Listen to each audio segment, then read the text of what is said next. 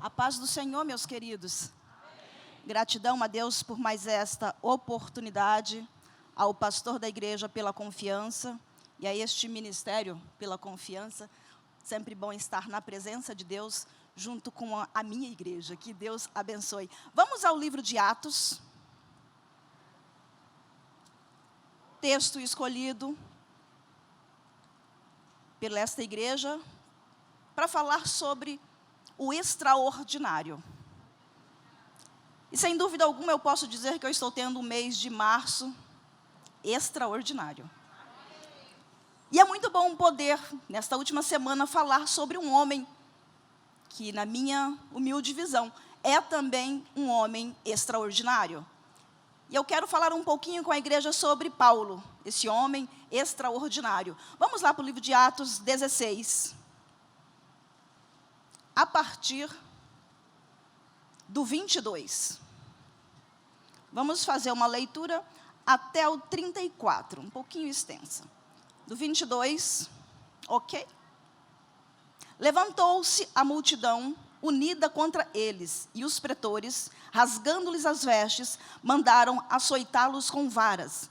E depois de lhes darem muitos açoites, os lançaram no cárcere, ordenando ao carcereiro que os guardasse com toda a segurança. Este, recebendo tal ordem, levou-os para o cárcere interior e lhes prendeu os pés no tronco. Por volta da meia-noite, Paulo e Silas oravam e cantavam louvores a Deus, e os demais companheiros da prisão escutavam. De repente, sobreveio tamanho terremoto que sacudiu os alicerces da prisão. Abriram-se todas as portas e soltaram-se as cadeias de todos. O carcereiro despertou do sono e, vendo abertas as portas do cárcere, puxando da espada, ia suicidar-se, supondo que os presos tivessem fugido. Mas Paulo bradou em alta voz: não te faças nenhum mal, que todos aqui estamos. Então o carcereiro, tendo pedido uma luz, entrou precipitadamente e, trêmulo, prostrou-se diante de Paulo e Silas. Depois, trazendo-os para fora, disse: senhores, que devo fazer para que seja salvo? Respondeu-lhe: crê no Senhor Jesus, e serás salvo tu e a tua casa. E lhe pregaram a palavra de Deus, e a todos os da sua casa. Naquela mesma hora da noite, cuidando deles, lavou-lhes os vergões dos açoutes. A seguir foi ele batizado, e todos os seus. Então, levando-os para a sua própria casa, lhes pôs à mesa, e com todos os seus manifestava grande alegria por terem crido em Deus. Podeis vos assentar, meus queridos. Aqui nós temos então Paulo e Silas na segunda viagem missionária. Eles pregavam em Filipos. Enquanto eles estavam pregando, tinha ali uma pessoa, uma jovem, a Bíblia nos diz, não traz o nome, mas é uma jovem adivinhadora. E ela começou a tentar perturbar, digamos assim, a paciência de Paulo. Em um dado momento, lá no 16, 18, Paulo vai dizer, a Bíblia vai dizer que ele já estava indignado. E ele para, porque ela atrás deles, enquanto pregavam o evangelho, perturbando, estava atrapalhando. Paulo então para, e em nome de Jesus, ele diz: eu te mando, retira-te dela. E ele na mesma hora saiu. Ele expulsa então o demônio dessa jovem. Mas acontece que os senhores dessa jovem, obrigada pela água, os senhores dessa jovem não ficaram satisfeitos, porque eles ganhavam dinheiro através das adivinhações que ela fazia. Então, a partir daí, eles não iriam mais ganhar dinheiro. Eles ficam muito irritados. E eles simplesmente decidem denunciar Paulo e Silas. Aí, chegamos então ao 22. Quando eles decidem denunciar, aí começamos onde eu iniciei a leitura: levantou-se a multidão. Eles denunciam e muitos já se juntam e ficam extremamente irritados, se unem a eles, a Bíblia vai dizer, e começa então uma grande aflição na vida de Paulo e de Silas. E aqui a Bíblia vai dizer que eles rasgam-lhe as vestes e manda açoitá-los com as varas, ordenando ao carcereiro que os guardasse com toda a segurança. Ou seja, vamos garantir que ele não saia vivo daqui, Vamos garantir que ele fique preso. E depois faremos o que for necessário. A intenção era pior. Mas nesse momento, então, ele é preso. Este, recebendo tal ordem, levou-os para o cárcere interior. Aqui eu quero parar com os irmãos e com a igreja, para a gente começar a analisar alguns pontos desse texto, que na minha opinião é um texto extraordinário e extremamente rico em detalhes. Nessa história, então, nós temos a jovem, nós temos Paulo e Silas e temos um carcereiro. Nós temos, então, uma prisão espiritual. Essa jovem está diante de uma prisão espiritual. Nós temos, então, uma prisão física, literal, da qual aqui Paulo e Silas são colocados.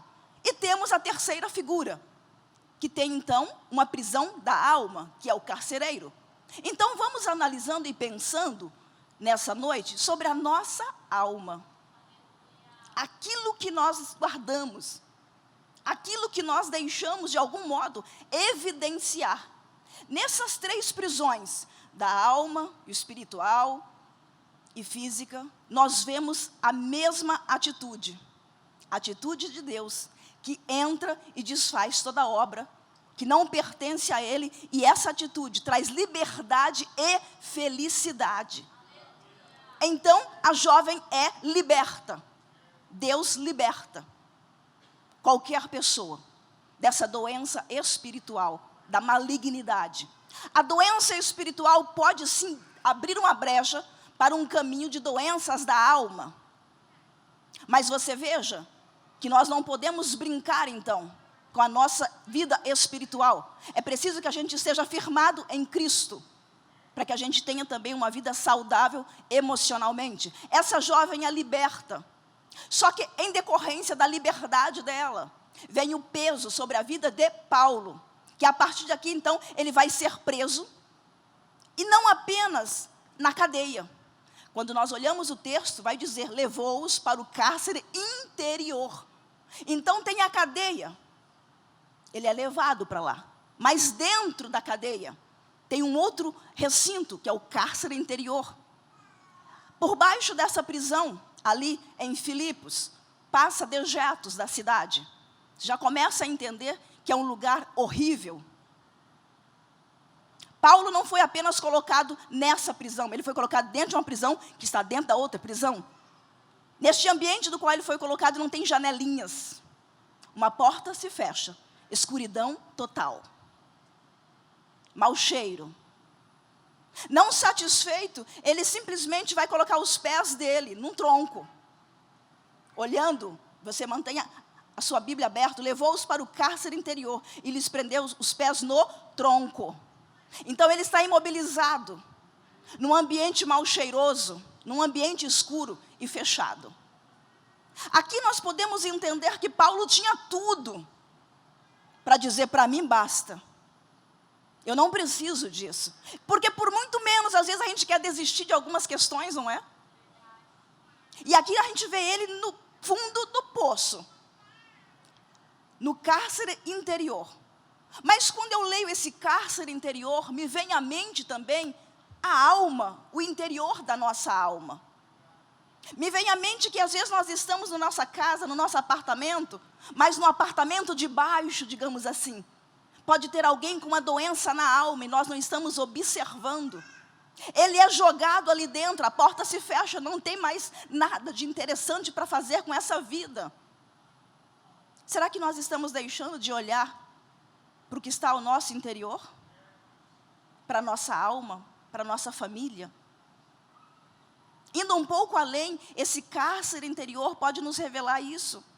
Que tem pessoas que podem estar no andar de cima, no andar do lado, no andar abaixo, que precisam de um socorro e da presença de Deus em suas almas. Porque nós não estamos muitas vezes parando, meus irmãos e amigos, para observar como é que nós estamos. Ele foi jogado ali, mas veja bem que aqui ele poderia ter uma série de emoções, que poderiam inclusive afastá-lo de Deus.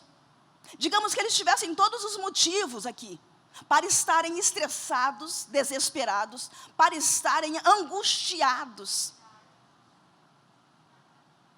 mas eles não estavam.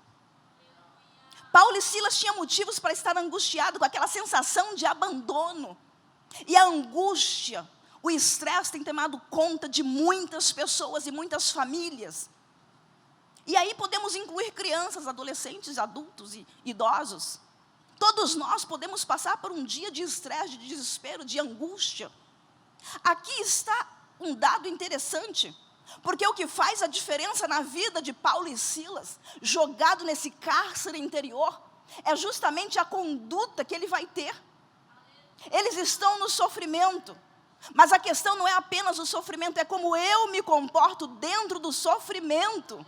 Como é que eu vou agir? E ele age demonstrando que o coração dele estava guardado.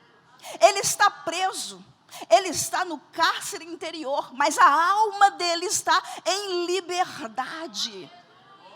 O inimigo tenta aprisionar justamente a nossa alma, a nossa mente.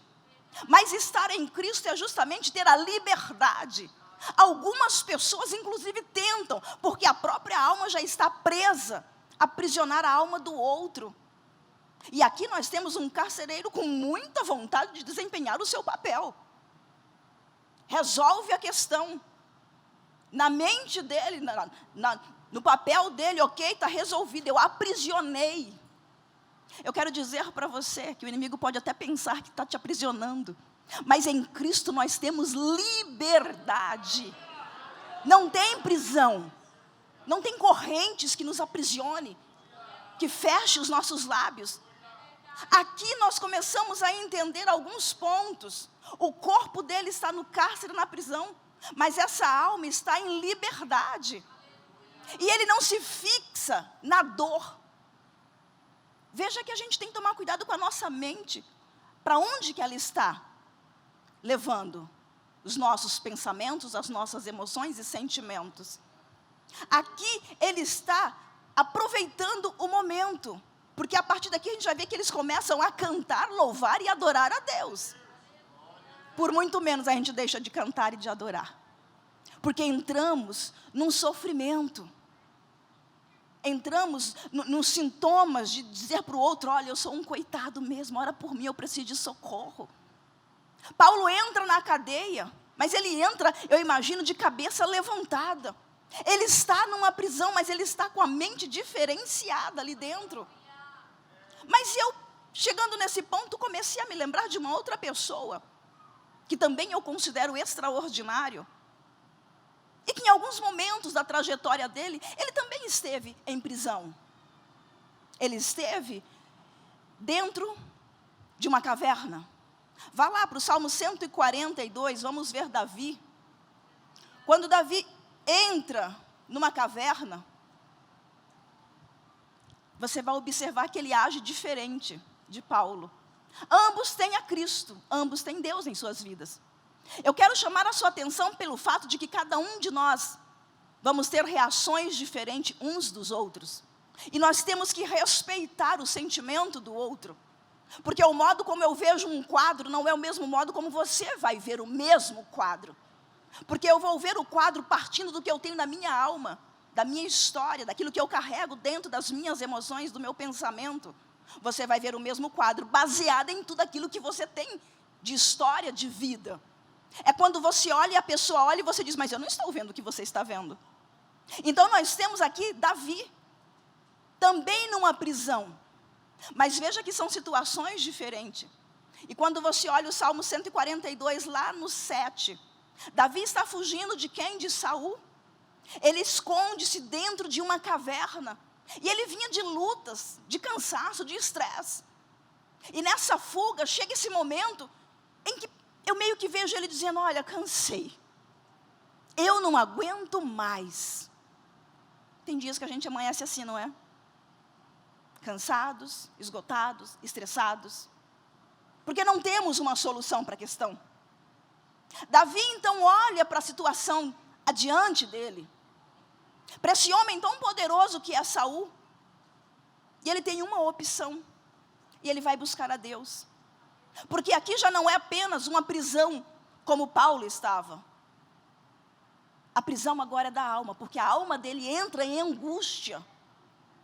O mais perigoso na vida de uma pessoa é quando a alma dela entra em angústia, porque aí começam os conflitos. Aí os traumas são elevados, porque tudo vai direcionar para aquilo. Aí a angústia pode se transformar em ansiedade, a ansiedade pode se transformar numa depressão, a depressão pode sim levar à morte. Então todo cuidado com a nossa vida emocional e espiritual é necessário. E Davi nesse momento, no 142, lá no 7, eu imagino a alma dele tão triste. Eu consigo imaginar ele tão cansado. Ele começa no 5 dizer: a ti clamo, Senhor, e digo, tu és o meu refúgio. Às vezes a gente olha para um lado, para o outro, e a gente não encontra uma pessoa que possa nos acolher. Davi está aqui olhando para todos os ângulos e dizendo: não tem ninguém, refúgio está me faltando. Mas tu és, Senhor, o meu refúgio. E ele diz: atende o meu clamor, pois me vejo muito fraco. O homem segundo o coração de Deus está dizendo: eu me vejo fraco. Por que eu e você temos vergonha de dizer: ó, não dá, parei aqui, eu cansei, eu preciso de uma semana para descansar, eu preciso de alguém para conversar comigo, eu preciso de um abraço, eu preciso de alguma coisa para mim levantar. Aqui Davi olha para si e diz para o Senhor: eu me vejo muito fraco. E ele diz: Senhor, me livra dos meus perseguidores, porque estão sendo mais fortes do que eu. A perseguição pode ser externa, mas uma grande perseguição, uma perseguição perigosíssima, é também a perseguição interna da alma, dessa prisão interior. E aí ele diz para o Senhor, eu não acredito que ele tenha dito assim, de boa. Eu acho que ele estava em lágrimas, com o rosto no pó. Ele diz: Senhor, tira a minha alma do cárcere. Tira a minha alma do cárcere, para que eu te dê graças ao teu nome. Senhor, tira a minha alma da prisão, para que eu consiga te adorar, porque eu não estou conseguindo mais lidar com os meus sentimentos. O peso está elevado, a cota está muito alta, eu não estou dando conta. Nessa noite você pode dizer para Deus: Senhor, tira esse peso, porque eu de mim mesmo não estou dando conta. Deus é poderoso para fazer. Deus entra na história de Davi, Deus entra na história de Paulo, Deus entra na minha e na tua família, na nossa história, e transforma, e muda, e liberta. Davi estava olhando e não via refúgio, não via ninguém que muito menos se interessasse por ele. Mas de repente ele olha e diz: não, tem alguém que nunca me faltou refúgio e que sempre se interessou por mim, pelas minhas questões. Pode ser que alguém olhe e diz: não, isso não é nada, isso é pouca coisa. Mas você sabe o peso do que você carrega. E tem uma outra pessoa que sabe desse peso, é simplesmente o nosso Deus. Olhando então para a história desse homem extraordinário, Paulo, nós vamos entendendo um pouquinho mais. Lá no 24, no final, vai dizer: levou-os para o cárcere interior e lhes prendeu os pés no tronco.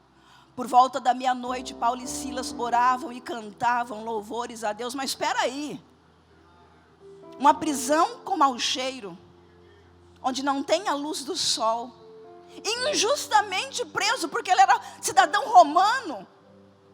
Percebe que ele não reclama, ele não diz: olha, eu tenho os meus direitos. E tem situações que a gente tem que parar e deixar Deus agir.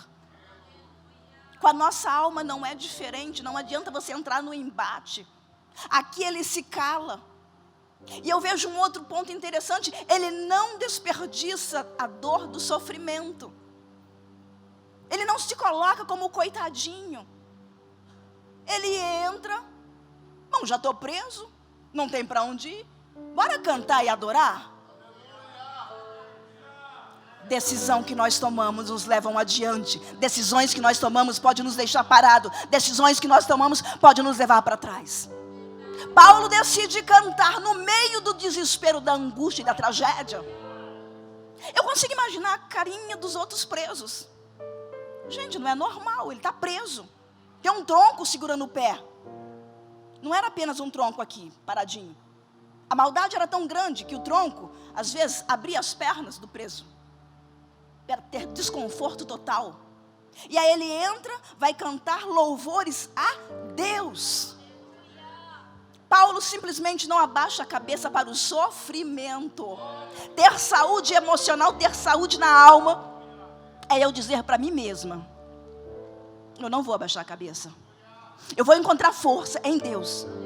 Eu vou trabalhar o meu físico, o meu mental, todas as estruturas da minha vida, para que eu consiga sair vitorioso desta causa. Porque tudo que o inimigo quer, meus queridos, é que a gente venha desistir. E aqui eu aprendo com Paulo, e eu creio que você também pode aprender com Paulo, que nós devemos ser fortes, resistentes, resilientes, porque tem em nós a capacidade que vem de Deus para Paulo, tem também em nós. Podemos também ser esse crente extraordinário, que cuida da alma, que cuida do espírito. Em Paulo, eu vejo algumas emoções que demonstram que ele tem saúde na alma. Eu vejo em Paulo, ao invés de tristeza, e ele tinha tudo para estar num quadro de tristeza, para sentar e lamentar, eu vejo alegria. Eu vejo em Paulo, ao invés de medo, e veja que ele tem tudo para estar com medo, o que será o dia seguinte, porque o ódio e a multidão unida contra eles, não era a favor deles. Tem uma multidão unida contra eles. E ele está como? Com coragem. Paulo tem coragem. Paulo tem alegria. Ao invés de raiva, de ira, de ódio, ele vai demonstrar serenidade, porque ninguém canta na ira e no ódio. Consegue pensar e analisar o que essas emoções contrárias podem fazer no corpo? Por exemplo, o que a tristeza, o medo, a raiva, o que elas podem trazer de desgaste físico e emocional e, consequentemente, nos impedir de bênçãos espirituais. Precisamos trabalhar para não termos medo, raiva, tristeza, porque são emoções que trazem um perigo para o nosso corpo físico e pode nos dificultar em muitos pontos. Podem trazer doenças da alma mais graves. Ao invés de ter mágoa, de entrar ali e guardar aquele sentimento de raiva, Paulo já entra, eu imagino, perdoando. Ele não guarda nem a raiva, nem o medo, nem a tristeza, nem a mágoa. Ao invés de desespero, ele está cheio de quê? De esperança.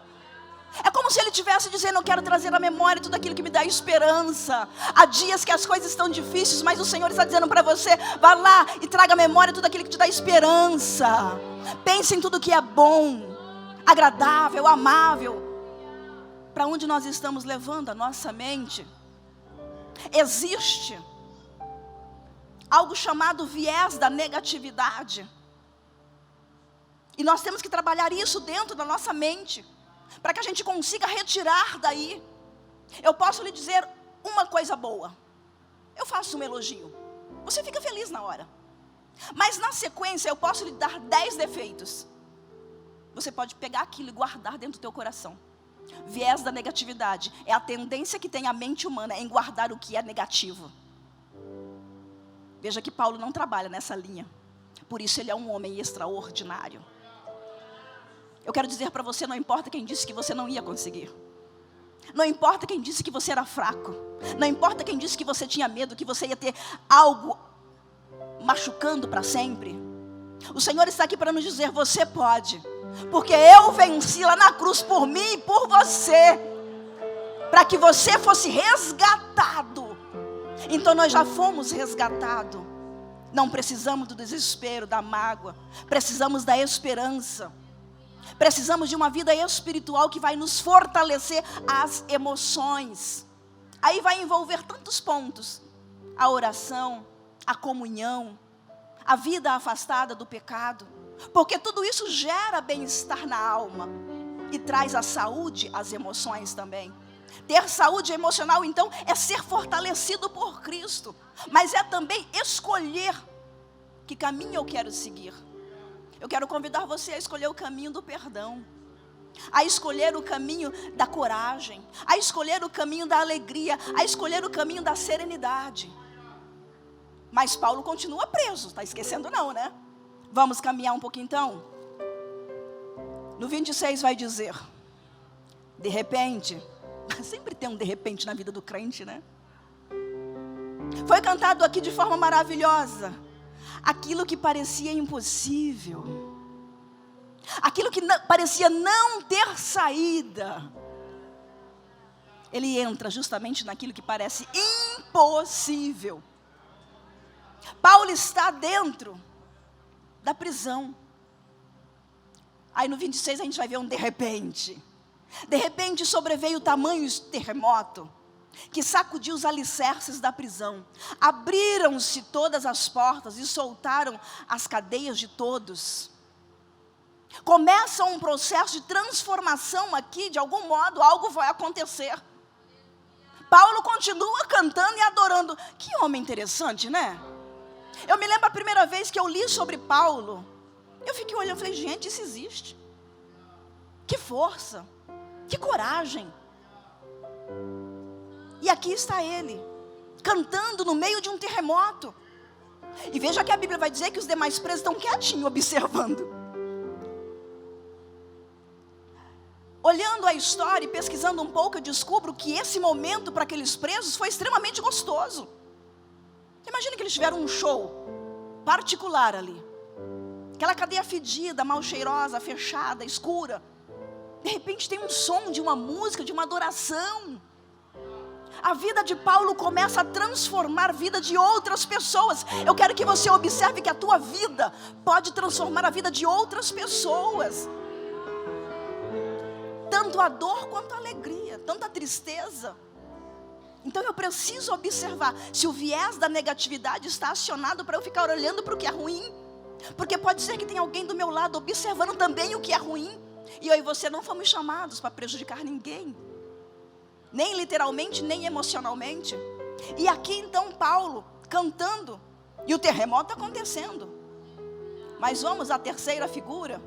Justamente a figura que eu vejo algumas debilidades emocionais. No 27 nós vamos encontrar o carcereiro. O carcereiro despertou do sono. Peraí, ele simplesmente prende Paulo, deita e dorme. Ele mora no andar de cima. E ele não está nem um pouco se importando com quem mora no andar de baixo. Percebe que há um desligamento emocional total. Isso é perigoso. Se nós somos igreja e tem alguém sofrendo, a gente se desliga e diz, não é problema meu. Vai ver a Deus tratando. Será que nós agimos assim, como esse carcereiro, em algum momento da nossa história? No andar de baixo tem alguém sofrendo, injustamente, e ele deita e dorme. Mas de repente, o carcereiro despertou do sono, e vendo abertas as portas do cárcere, puxando da espada, ia suicidar-se. Veja que já demonstra um pouco de desequilíbrio. Deu errado. Não tenho solução, vou me matar. Nós não podemos, no primeiro problema, dizer, vou desistir de tudo, vou me matar, acabou. Ele simplesmente diz, eu vou me matar. Porque ele estava supondo que todos os presos haviam fugido. E naquele momento, naquela cultura, ele sabia que o preço seria dele, ele, de qualquer forma, ou ele seria morto, ou ele seria preso também. Ele ia sofrer as consequências por ter, na cabeça dos demais, libertado todos os presos, mesmo que ele não tinha tal atitude. Por isso o desespero dele é tamanho. Ainda não houve a transformação na vida desse homem. E aqui nós vamos ver ele dormindo. Sensação de dever cumprido, talvez. Sono tranquilo, indiferença com a agonia dos demais presos. Tudo isso para aqui no 27, porque ele começa a ficar desesperado. Entra nesse homem uma angústia, um desespero. A situação dele era bem melhor ainda do que a de Paulo. Paulo continuava cantando, louvando e adorando. Mas ele entra numa angústia e desespero. Entra nele o medo. Medo do que estava por vir. E ele decide, eu vou me suicidar-se. Paulo, quando observa esse ponto da história e vê que ele vai se matar, Paulo dá um grito, lá no 28 você pode acompanhar. Mas Paulo bradou em alta voz e diz, não te faças mal nenhum, que todos aqui estamos.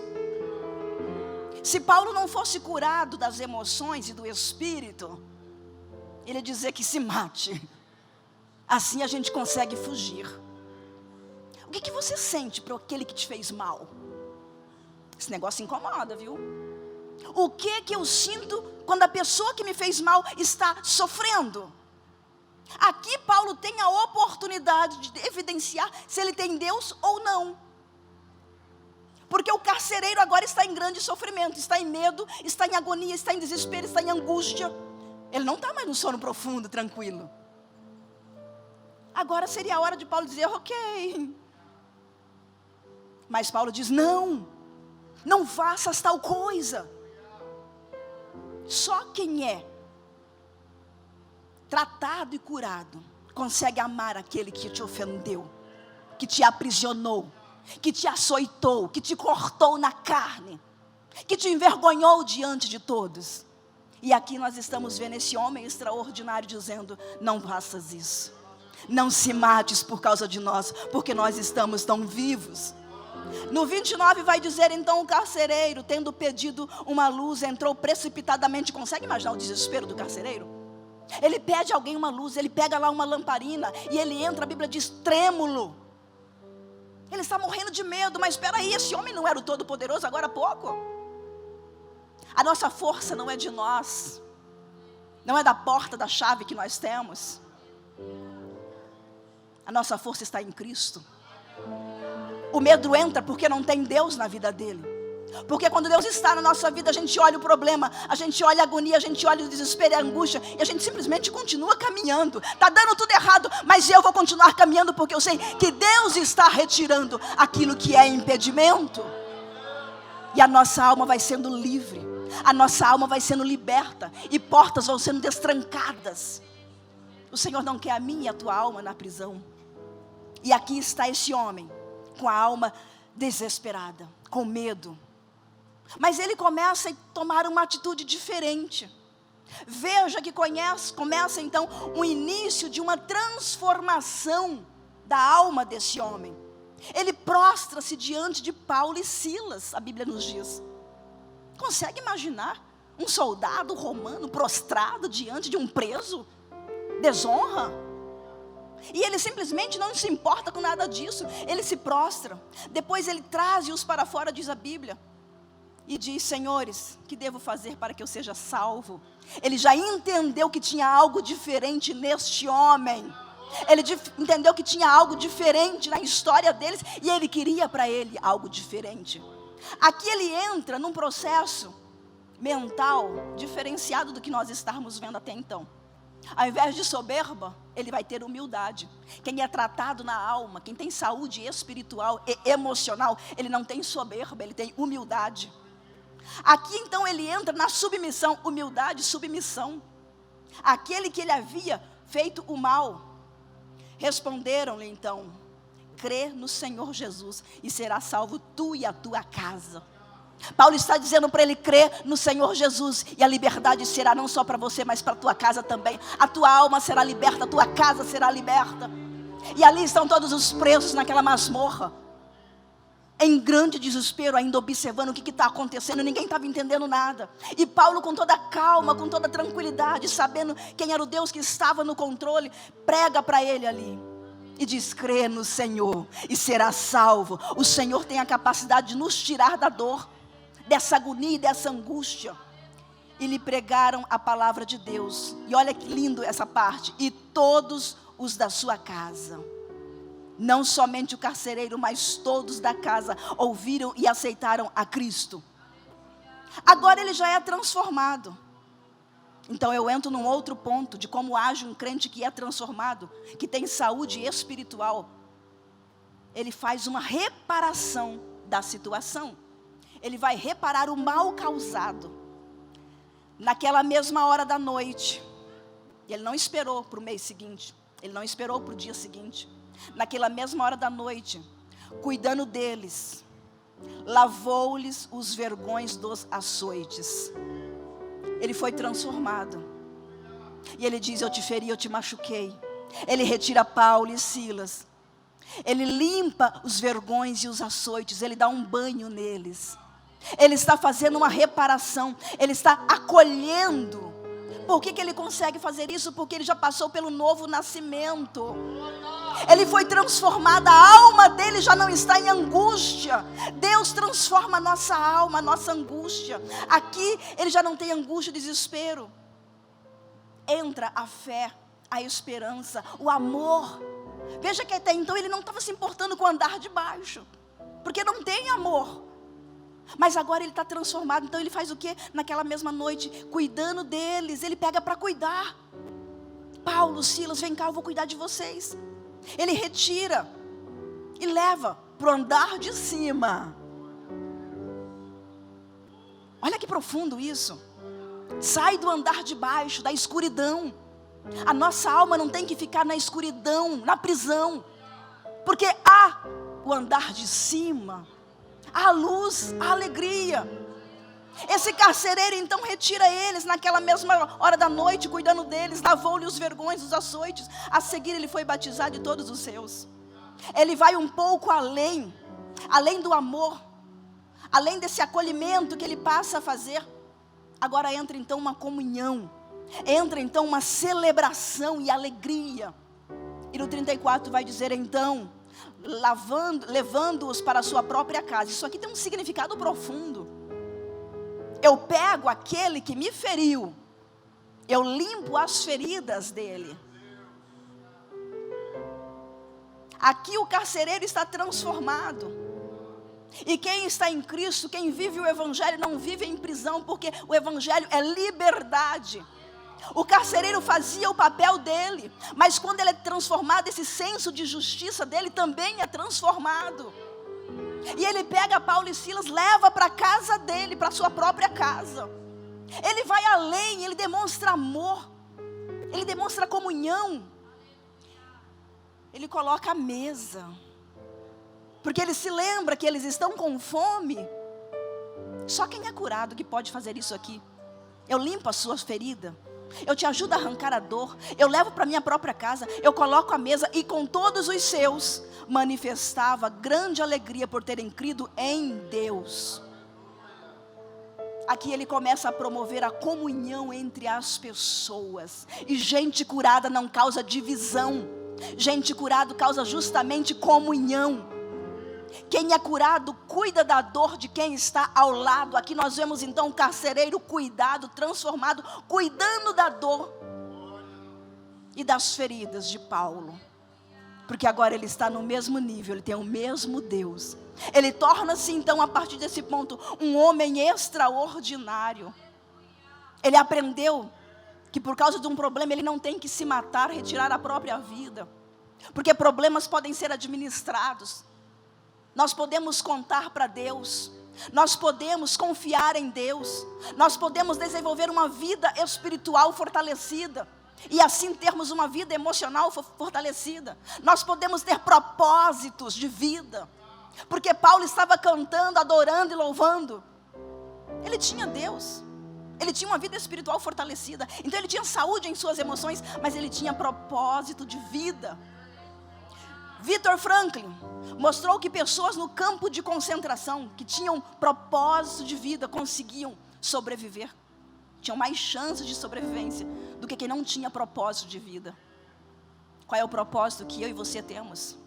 Qual é o propósito da nossa família? Paulo tinha um propósito, que era pregar o Evangelho. E nós devemos também ter esse propósito, porque a igreja é lugar de cuidado, igreja é lugar de acolhimento. Agora o carcereiro faz parte da igreja de Cristo. Já não tem dor, já não tem tristeza, ele vive em liberdade. Paulo está em liberdade, você e eu estamos em liberdade. Temos a liberdade para fazer a obra de Deus. E temos a liberdade de escolher o que queremos seguir, se felizes ou tristes.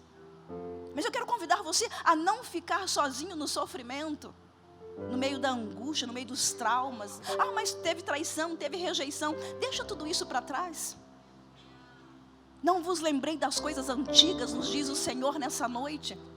Vamos liberar a nossa alma para que haja vida em abundância. Além de termos propósito, de confiarmos em Deus. Se você está num sofrimento da alma, de angústia, de ansiedade, e como aumentou o número de pessoas ansiosas no país. Veja que nós estamos num país predominantemente de evangélicos, e é o país que mais tem ansiedade no mundo. Significa que mesmo sendo cristão, nós podemos entrar num quadro de dor, de angústia da alma. Então nós precisamos buscar tratar. Não sofra sozinho. Há profissionais da área que podem ajudar. Há um pastor capacitado que pode lhe dar um aconselhamento pastoral. Então busque a ajuda de um pastor. Busque ajuda psicológica, busque ajuda médica, busque ajuda de um amigo. Mas que seja um amigo preparado, experiente e ético, para que você não tenha mais problemas no dia seguinte. Devemos nos cercar de tudo que é bom, de tudo que é verdadeiro, e trazer para a nossa alma, para que nós tenhamos refrigério. Então ter uma vida extraordinária não vai significar que a gente não tenha dificuldades, não. Tem dificuldades sim em alguns momentos, mas vai significar que a gente sabe o que fazer com essa dificuldade. Eu não vou sentar e me lamentar e morrer aqui. Eu vou cantar, louvar e adorar, porque de algum modo Deus fará o milagre. Você crê que Deus já está trabalhando na sua história, na sua casa, na sua alma, e trazendo esse refrigério? Coloque-se em pé. Eu quero fazer uma oração com você. Só que você tem que crer. Você tem que dizer a este Deus hoje: Senhor, a minha alma tem algumas prisões ainda. Existem gavetinhas que eu deixei guardada algumas coisinhas. Mas Senhor, eu quero abrir nesse instante. Eu quero despejar aos pés de Cristo. E eu quero ir embora leve. Eu quero ir embora cantando, adorando e adorando ao único que é Deus soberano sobre todas as coisas. Decide nessa noite. E Ele está dizendo para você: vinde a mim, todos vós que estáis cansados e oprimidos, eu tenho refúgio e refrigério para a tua alma. Deus teve refrigério para a alma do carcereiro, que de sofrimento passa a viver uma vida plena, que de opressor passa a ser aquele que acolhe, que ama e que cuida. E Ele diz: eu não me esqueci de você e da tua casa. Segure na mão de quem está ao teu lado. Se Ele faz parte da tua história, diz para Ele: vamos orar. Vamos pedir ao Senhor para que Ele entre na nossa história e venha transformar tudo aquilo que parecia impossível. Nessa noite vai parecer possível, porque Deus está no controle. Você não precisa morrer nesse sofrimento. Você não precisa morrer na depressão, na angústia, na tristeza, na ansiedade. Não, Ele diz: eu sustento você. Eu também coloco profissionais que você pode se utilizar do trabalho deles. Eu te dou inteligência e sabedoria para você prosseguir e caminhar por um caminho de vitória e de conquistas. Paulo foi extraordinário, porque ele confiou no Deus que tudo pode. E Ele está aqui nessa noite. Pai querido, aqui está a tua igreja, Senhor. Tua igreja reunida, Senhor. Mas também tem homens e mulheres aqui que estão com dor na alma, sofrendo, como que um câncer que está agonizando a garganta.